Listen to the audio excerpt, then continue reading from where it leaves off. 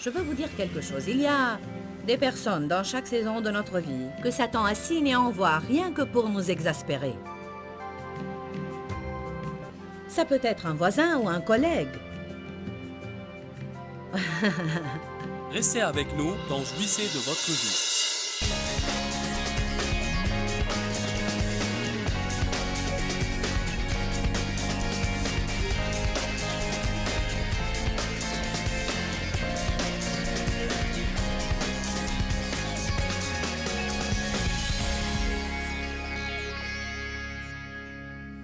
Est-ce que Satan a jamais embêté quelqu'un ici? Juste un petit peu, plusieurs fois par jour, n'est-ce pas? J'aimerais vous parler, au commencement de mon message, à propos des tactiques d'exaspération de Satan. Comment Satan essaye toujours de nous épuiser, de nous lasser, de nous affaiblir, de nous fatiguer, pour que nous lâchions et nous nous rendions.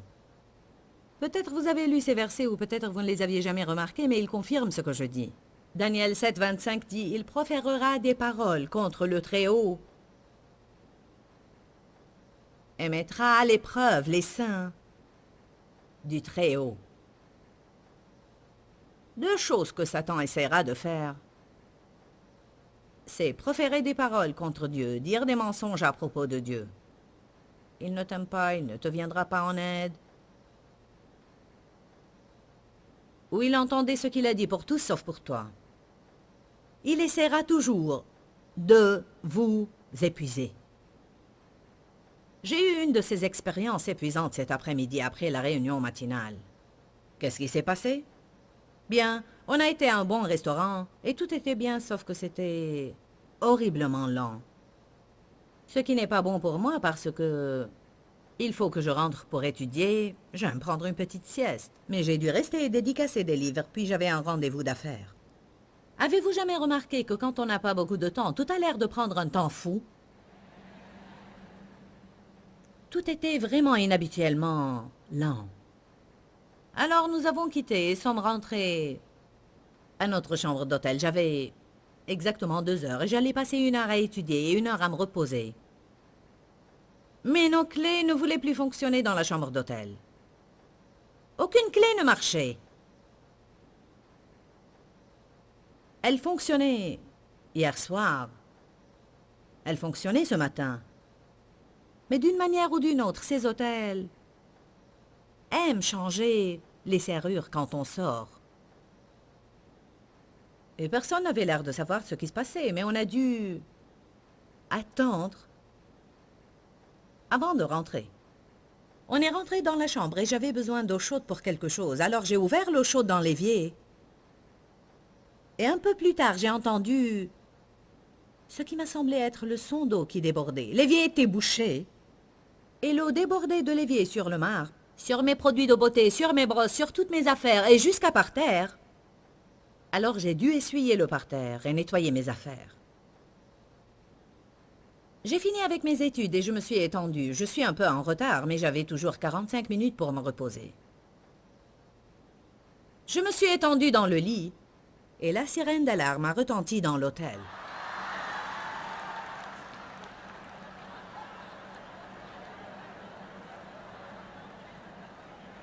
Mais non seulement la sirène d'alarme a retenti, mais ils ont envoyé un message. Tout d'abord qui ressemblait à « Il y a une urgence. Il y a possibilité d'urgence à l'hôtel. Ne prenez pas les ascenseurs et n'utilisez pas les cages d'escalier. Nous allons nous assurer de cela et nous vous tiendrons au courant. Ne sortez pas dans les couloirs ou dans les cages d'escalier. Et ça recommençait et recommençait et recommençait. Pour 30 minutes, nous avons entendu le même message exaspérant. C'est arrivé dans votre hôtel aussi? Et vous étiez dans un autre hôtel? Oh mon Dieu! Vous comprenez ce simple fait? Ma fille est en train de dire c'est arrivé dans notre hôtel aussi. Vous savez quoi? Ce genre de choses n'est pas accidentel. J'avais vraiment besoin d'une sieste.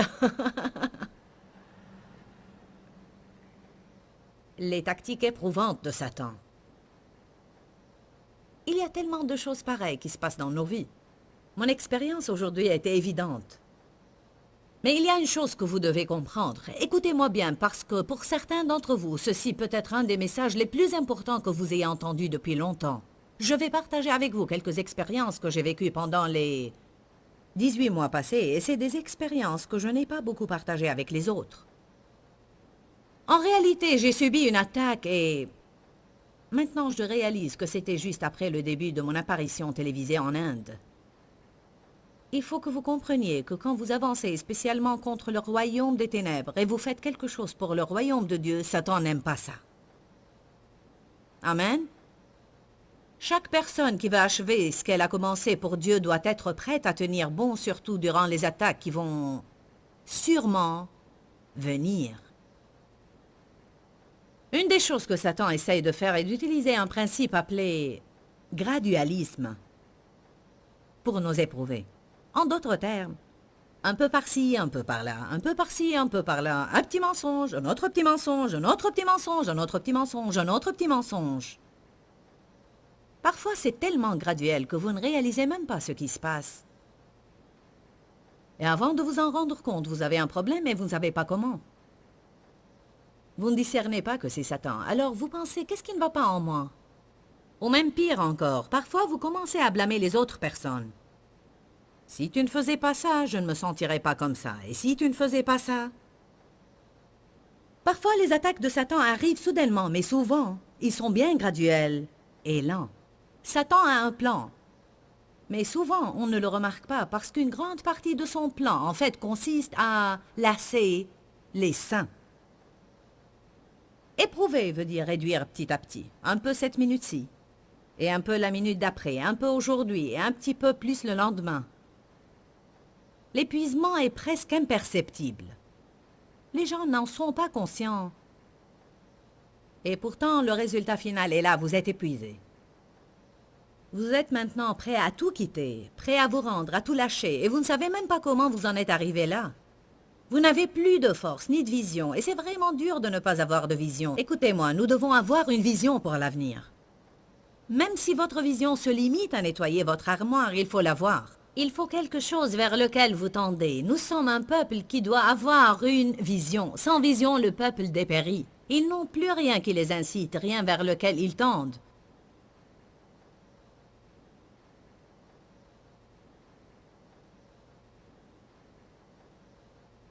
Satan vous éprouve jusqu'à ce que vous n'ayez plus rien. Ni santé, ni foi, ni finance, ni joie. Satan veut nous laisser sans rien. Nous devons prier pour ne pas être trompés dans ce domaine. Nous devons demander à Dieu de nous ouvrir les yeux pour qu'on puisse reconnaître rapidement les tactiques de déception de Satan. Il y a un verset important que je vais lire dans la Bible amplifiée. Prenez tous 1 Pierre 5.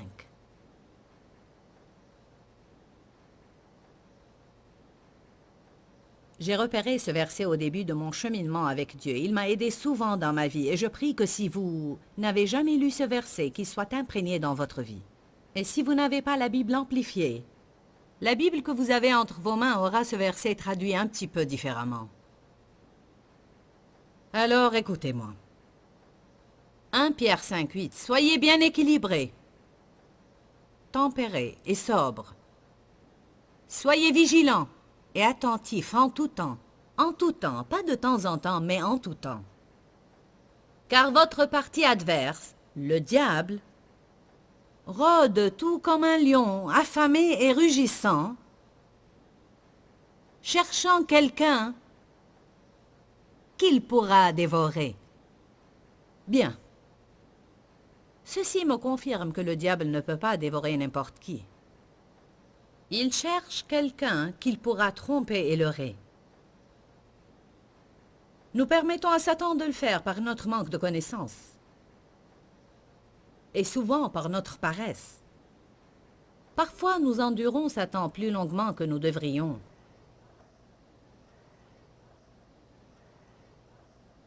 « 1 Pierre 5,9 Résistez-lui, ferme dans la foi contre ses projets. » Il y a 2 choses que je veux que vous réalisiez. Le manque d'équilibre ouvre une porte à Satan pour vous attaquer dans votre vie. Et aussi, quand est-ce qu'on est supposé résister à Satan? La Bible dit résistez-lui d'emblée. Ceci veut dire immédiatement, au moment où vous percevez une attaque de Satan, vous devez lui résister. Dans un moment, je vais partager avec vous quelques conseils pratiques sur comment vous pouvez résister et confronter Satan.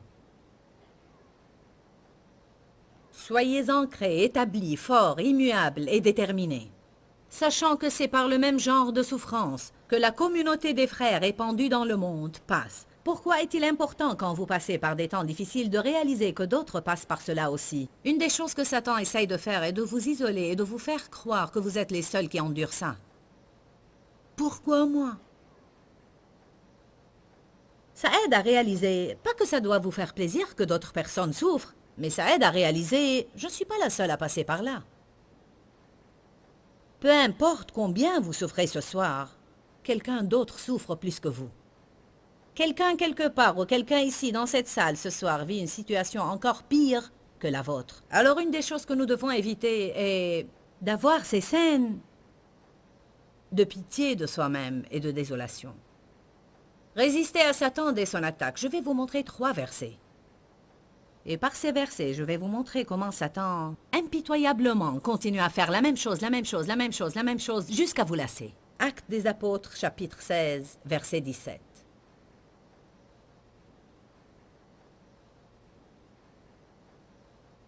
Acte 16, on va lire à partir du verset 16.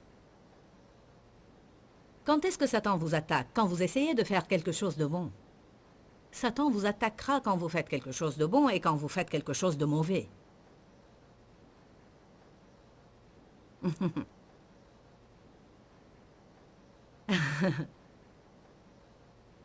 Il serait probablement mieux de ne plus essayer de savoir où vous en êtes.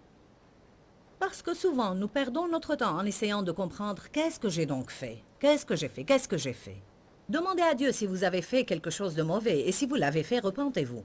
Mais ne vous tourmentez pas en essayant de comprendre ce que vous avez fait de mal. Résistez à Satan, car votre réponse devrait être la même. Que vous ayez fait quelque chose de bon ou mauvais, vous devez résister à Satan.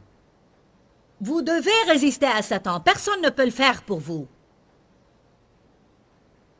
Je vais le répéter. Vous devez résister à Satan, et vous, dans vos maisons, vous devez résister à Satan.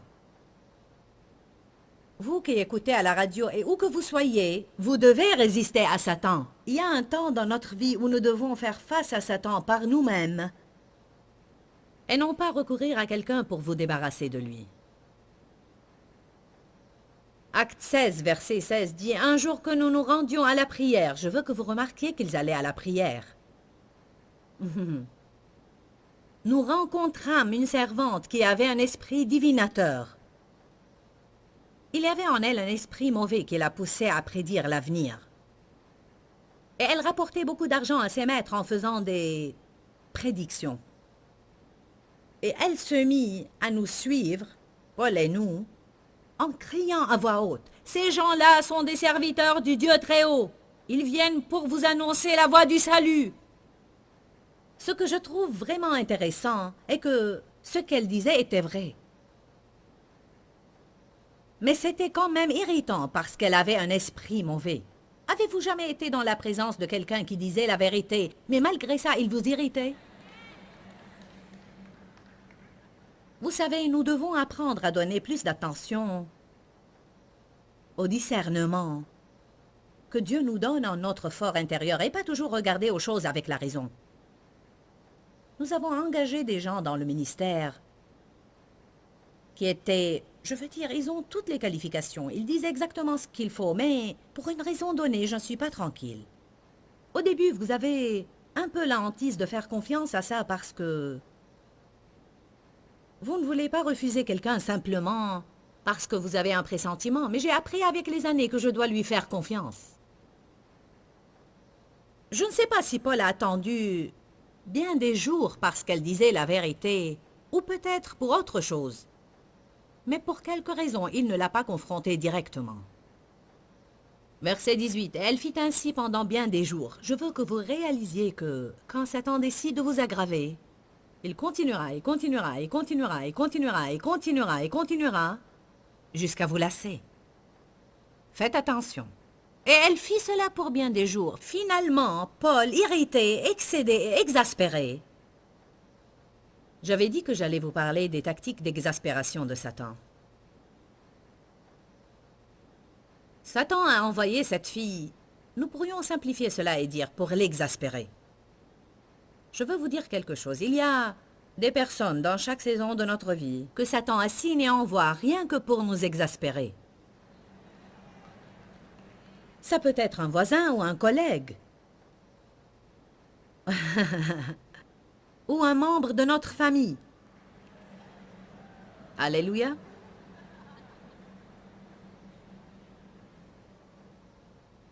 Le but de Satan, c'est de nous exténuer, mais je crois que souvent Dieu permet cela parce que c'est à travers ces expériences que nous développons un caractère divin. Comment allons-nous jamais apprendre à aimer les personnes non aimables si nous ne les avons jamais autour de nous? Finalement, Paul, excédé, se retourne et dit à l'esprit, « Je t'ordonne au nom de Jésus-Christ de sortir de cette femme. » Et l'esprit sortit à l'instant même. Souvent, quand nous faisons la bonne chose, nous nous attendons à des résultats positifs. Mais non, souvent, tout comme Shadrach, Meshach et Abednego, nous prenons les bonnes décisions. « Ok, j'irai dans la fournaise de feu ardent. » Et alors Satan chauffe la fournaise 7 fois plus que d'ordinaire. Est-ce que ce n'est pas irritant quand vous faites la bonne chose et votre situation empire? Allez! Alors, ce qui s'est passé, c'est que les maîtres de la servante, qui gagnaient de l'argent grâce à elle, se sont mis en colère et ils ont été à ce qui équivaut à la police locale. Et leur ont dit que Paul et ses compagnons propagent des mensonges, alors ils se sont saisis d'eux et les ont jetés en prison. Verset 25, vers minuit, Paul et Silas en prière chantaient les louanges de Dieu. Et voilà qu'on retrouve ce « Louez le Seigneur jusqu'à recevoir votre percée ». Ils avaient les pieds fixés dans des cèpes et ils chantaient des louanges. Et puis soudain, est-ce que vous aimez ces soudains? Soudain, il se produit un séisme et les fondements de la prison en furent ébranlés. Et à l'instant, les portes s'ouvrirent et les biens de tous les prisonniers se détachèrent. Le geôlier fut tiré de son sommeil. Probablement que vous connaissez l'histoire. Le geôlier était tellement ébahi par ce qui se passait qu'il a dit « Que faut-il faire pour que je sois sauvé ?» Si nous tenons bon sans lâcher, Dieu fera toujours de sorte que quelque chose de bon résulte des plans machiavéliques de Satan. Une des meilleures choses qui puissent nous arriver si on tient ferme est que quand Satan essaie de nous éprouver, nous puissions garder notre confiance en Dieu. Et je crois que la louange et l'adoration nous aident à être forts. Je veux dire, ils étaient irrités, lassés, éprouvés, et les choses n'allaient pas comme ils voulaient, mais ils se fortifiaient dans la foi en louant Dieu et en gardant une bonne attitude. Alors, Dieu a fait un revirement de situation et a renversé les plans de Satan parce que Satan avait tout planifié pour qu'il soit jeté en prison, mais Dieu a planifié le salut du geôlier et de sa famille. Et voilà la preuve que Dieu travaille en tout pour le bien de ceux qu'il aime et ceux qu'il a appelés selon son plan. Amen. Actes des Apôtres, chapitre 24. Les tactiques d'exaspération de Satan. Parfois, vous devez juste dire « Oublie ça, Satan, tu n'arriveras pas à m'exaspérer. » Le mot « endurer » veut dire durer plus longtemps que Satan. Que tout le monde dise « Je vais durer plus longtemps que Satan ». Si vous lisez Acte 24 en entier, vous verrez que Félix, je crois, était gouverneur en ce temps. Et il était intéressé par certaines choses que Paul disait. Mais il essayait aussi de prendre de l'argent de Paul, des offrandes que Paul avait reçues et était en train de distribuer. Alors c'était un homme cupide, mais il prétendait vouloir que Paul lui enseigne. Il y a des personnes dans nos vies qui, soi-disant, ont besoin d'aide, mais ils n'acceptent aucune aide. Je vais parler un peu plus à propos de cela dans quelques minutes, parce que je commence à perdre patience avec des gens comme ça.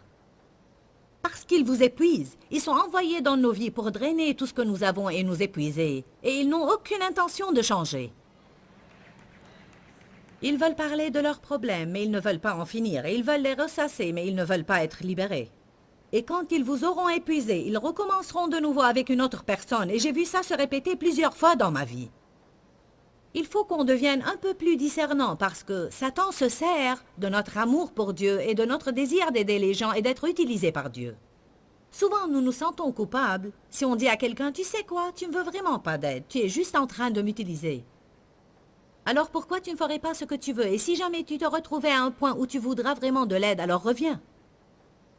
Mais non, nous pensons « Je ne peux pas faire ça, ça ne serait pas bien, ça ne serait pas miséricordieux, Jésus n'aurait pas fait ça. » Jésus a dit à l'homme paralysé depuis 38 ans et qui était couché près de la piscine de Bethsaïda, « Veux-tu vraiment être guéri? » Depuis quand es-tu dans cet état?